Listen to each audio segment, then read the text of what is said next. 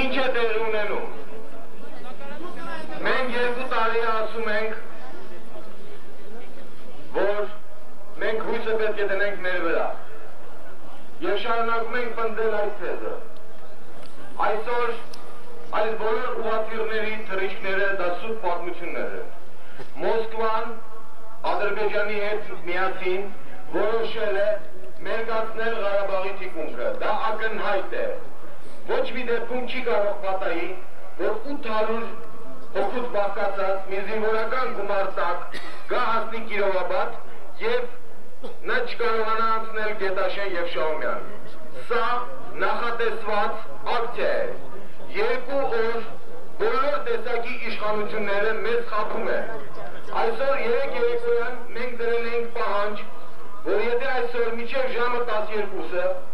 նրանք օդային ճանապարհով չհասնեն Գետաշեն և Շահումյան, մենք կդիմենք համապատասխան գործողությունների։ Նրանք չհասան, եղավ ժամը 2-ը։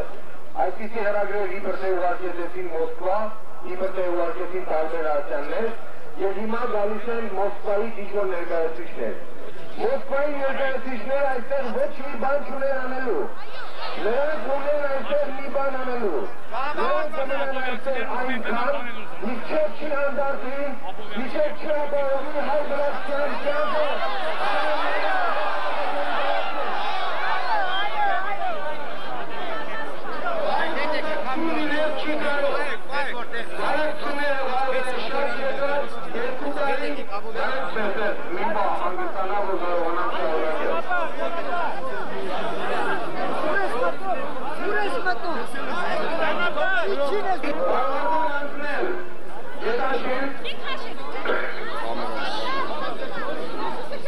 Եվ նրանք պատահաբար թե ինչ ձևով գրավեցին, թե ես կասկածում եմ, որ նրանք գրավեցին ազգային ճակատի կողմից։ Ես կարծում եմ, որ նրանք ուղղակի անցել են այնտեղ, որ անցել ազգային ճակատի կողմը։ Եվ սկսեցին կրվել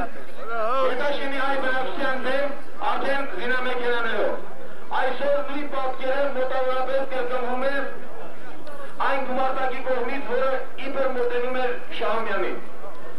Այսպիսով, ես իմ վրա եմ վերցնում այդ պատասխանատվությունը այդպիսի եզրակացություն անել, որովհետև արդեն վերջի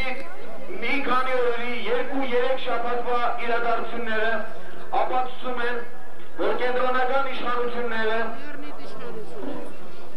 զգալով Ադրբեջանի ազգային ճակատի և ոչ միայն ազգային ճակատի, ստեղ խոսքը չի գնում ազգային ճակատի, ցուցաբերած ուժը, խոսքը վերաբերում է և Նախիջևանի դեպքերին, և Լենքորանի դեպքերին, ապա նրանք կարողացան Մոսկվային համոզել, որ նրանք պետք է ստեղծել մի իրավիճակ, որը կարողանան պահպանել։ Այդ իրավիճակի առաջին քայլն է հայերից ազատել Շահումյանը և Գետաշենը հետագայում Արցախի վրա հարձակում գործելու համար։ Սա է իրադրությունը։ Մենք ոչ մի թիվ ողջ պետք է զիջենք Շահումյանում և Արցախում։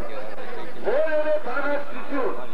որևէ բան չի կարող լինել, եթե մի հայի անգամ մի տուն դեռ չի գտնվում այդ հայի ձեռքում։ Դրա համար, անկախ նրանից այսօր պետք է մենք այդ բանը լավ գիտակցենք։ Ժողովուրդ, դուք պետք է մնաք այստեղ։ Այստեղ է որոշվելու այդ Շահումյանի և Գետաշենի բախտը։ Եթե այստեղ կանգնած լինի ամբողջ Երևանի քաղաքը, մենք դեռ ունենք հույս։ Եթե մենք մրցենք և գնանք մեր տները, մենք կկորցնենք Շահումյանը և Գետաշենը։ Հետագա գործողությունները մենք կասենք, բայց այստեղ միշտ պետք է լինի ժողովուրդ։ Մենք կարող են փոփոխվել և այլն, բայց այսքան ժողովուրդ պետք է այստեղ կանգնած լինի։ Եվ եթե պետք է մենք գիշեր-ցերեկ պետք է անցկացնենք միտինգը։ Ոչ մի քայլ մենք իրավունք չունենք տալ Գետաշենին և Շահումյանին։ Եվ հիմա կլինեմ ելույթներ, խոսվի, ինչքան ունենանք ինֆորմացիա կտանք, բայց մենք այս գաղափարը պետք է հասկանանք։ Այստեղից ոչ մի քայլ, մինչև հերթական գործողությունները։